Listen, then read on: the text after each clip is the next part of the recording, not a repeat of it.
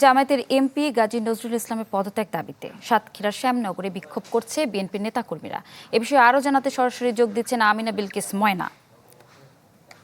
ময়না, দাঁড়িয়ে আছি সাতক্ষীরার শ্যামনগর উপজেলার যে এখানে এমপি গাজী নজরুল ইসলাম এই শ্যামনগর আসন চান।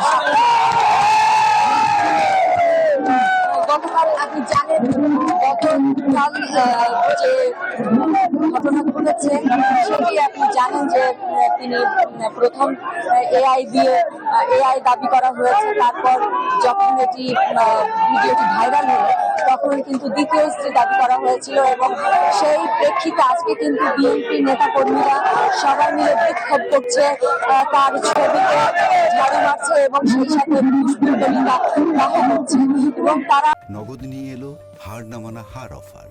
সর্বনিম্ন 10,000 টাকা রেমিটেন্স নগদে পাঠালে থাকছে স্বর্ণের হার জেতার সুযোগ। এক দফা এক দাবি এনেছে যে তার পদত্যাগ করতে হবে, এই গাজী নজরুল ইসলামকে অবিলম্বে পদত্যাগ করতে হবে, তা না হলে তারা আরো কঠোর পদক্ষেপ নেবে, কর্মসূচিতে যাবে। এবং সেই সাথে আমি একটু শত শত শত শত নেতা কর্মীরা কিন্তু এখানে বিক্ষোভ করছে এবং তাদের একটাই কথা যে